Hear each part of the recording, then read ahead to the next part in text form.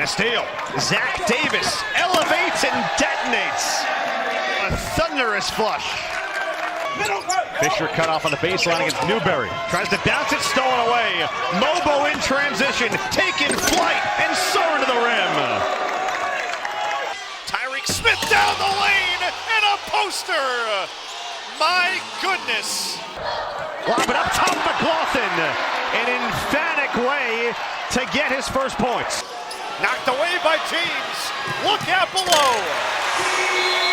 Grant Foster again. Oh, he's feeling it. He can't be stopped. 15 first half points. Lead is 13. Newberry a three. Got it in a foul. A chance for 4. GCU trying to grab its first second half lead. Harrison on the pull-up. Gives it to him. And Chico Carter, hard hedge outside. Long three, bullseye! Chico Carter with his 4th three of the first half. Lead for San Francisco's down to 1. Shot of jumps. Lob it up to Mobo. Oh, he threw it in. How did he do that? Mobo. Mo Magic. Mo Magic. James down the lane with the left hand and he ties the game. 5.8 to go. Furman not taking a timeout. JP Big East for the win. Got it. He did it again. The ladder crew is out in full effect, getting the net fixed. It brings me back to my driveway when I had a bad net. I'm trying to put it back in. It's not that easy to do. It's not an easy task. I've hung a few nets. They are almost there. There it is. Bingo. Should we try to shoot a 3 just to make sure it works so we don't have this problem in another 3 minutes of action? I don't know, but credit the ladder crew. That's hard work. We appreciate you, fellas. He's the coach, Matt McCall, Jack Benjamin with you. This game's been physical. I see you over here ready to box me out and dive for a loose ball. A physical game, but like you alluded to, not many free throws being shot in this game. One key thing Tulane did, they got this crowd involved. You see what's going on behind us? They're into it. There's a reason this team is very good at home, 10-3 so far on the season. And once again, we say, Laissez les bon sang rouler. Jack Benjamin, Tiffany Adu with you. We got our king cake. We got the shoe. Tiff, you're the Louisiana native. You grew up with all of this, so I'll let you go through it while I dig into some king cake. Yeah, you get to dig into the king cake. I'm going to let you go, and I'll take a little bite here. You want to take over the broadcast the rest of the way, Tiff?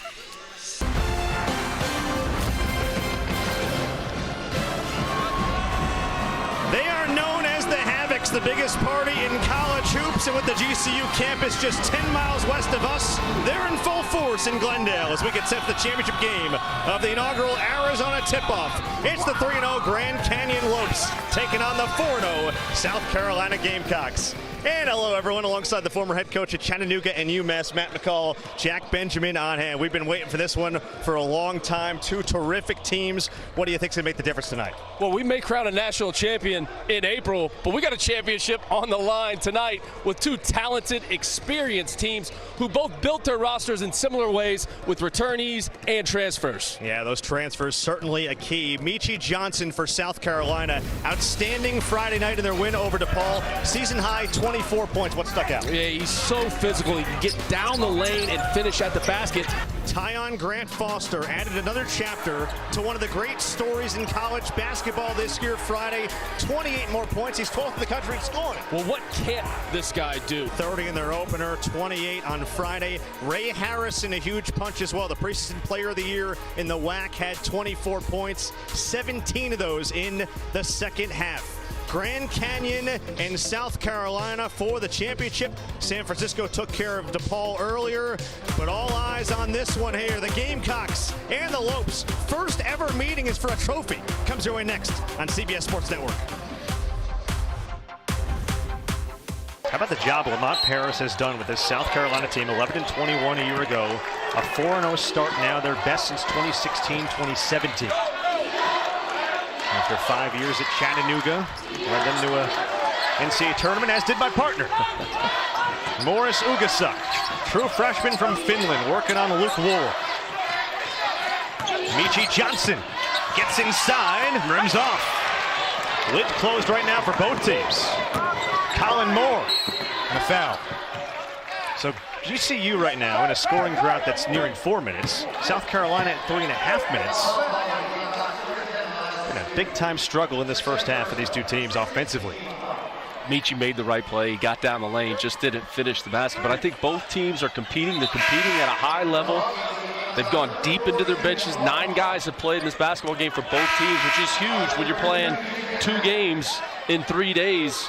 Utilizing your depth will play dividends towards the end of this basketball game. Harrison inbounds to Grant Foster, looking for his first points and a foul on Cooper. So that's number 7.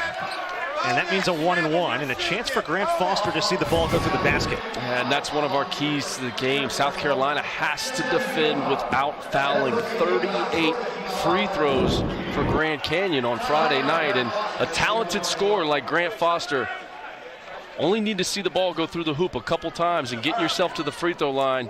Guys do that, they can have huge nights offensively. You can see his numbers for the season. We talked about him scoring 28 points on Friday. He took 15 free throws. Front end of a 1-and-1, and he rims it in. He's shooting free throws right around a 77% clip this year. Again, Kansas City native. Began his career at Indian Hills Community College. A year at Kansas. 1/2 of a game at DePaul. The heart issue, the 2 years off, and now number 12 in the country in scoring. He's got both. Grand Canyon is within 5, and that scoring drought finally ceases.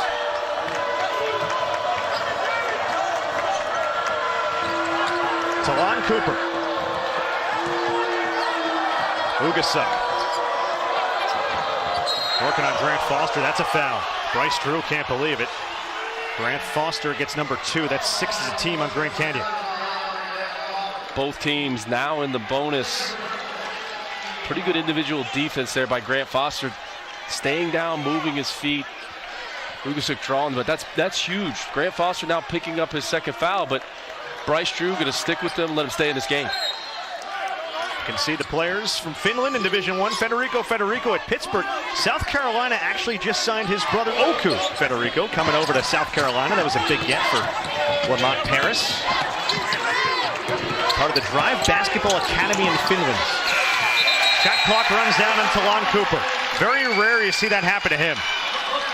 Both teams right now are locked in defensively. We've got a defensive struggle going on in this game. How about the other guy on that list, Olivier Kamwan, what he's doing in Michigan, the transfer from Tennessee, just unbelievable season thus far. He's been great. 16-11, the South Carolina lead. Lead's been as many as 7. Grant Foster, hard hedge out top, inside McLaughlin, outside Moore. Off the bounce baseline on Ugasuk, reversed it up and in. Was just getting ready to talk about South Carolina's defense, the effort to step up and stop the roll and the rotations. And then Moore with just a tough drive to the basket. South Carolina's scoring drought approaching 5 minutes. Backdoor Ugasuk. Off his hands, out of bounds. Turnover number 4 on South Carolina. You know, at shoot around today, South Carolina worked on that action several times. Coach Lamont Paris, as you see Moore just driving, taking on the contact and finishing, but South Carolina worked on that play several times. They want to get that backdoor layup. Grand Canyon can tie it with a 3. Colin Moore, drop off to Harrison, blocked by Clark. That's something he does very well. And Ugasuk out of the pack with it.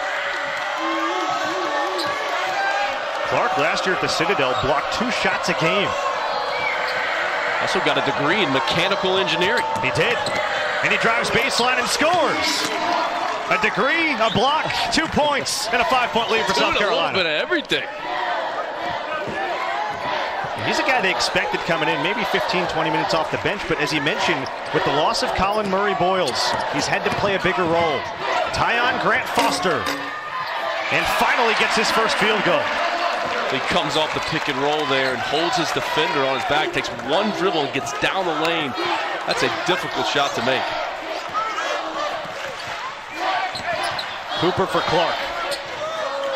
And now B.J. Mack against McLaughlin. Michi Johnson, step back triple, you bet. So Michi knocking down a 3. Great read by Michi Johnson. Grand Canyon messed up the switch off the dribble handoff. Michi read it and made the right play. Came in shooting 26% this year, but he's capable. He made 73s last year. Ray Harrison in the mid-range. That's where he lives. So good, so dangerous there.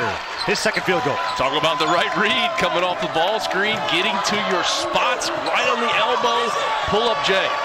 Native of Greenville, South Carolina, about 100 miles northwest of Columbia. You think he's into this one today? Taking on his hometown team. Shot clock to 10 for Johnson. Kick out for Clark. Off the bounce with 6.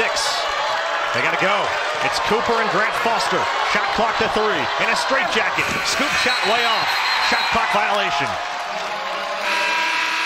The Grand Canyon defense picking up in a big way. Meechie Johnson on the step back with the 3 coming off the ball screen read, and Ray Harrison says, anything you can do, I can do better.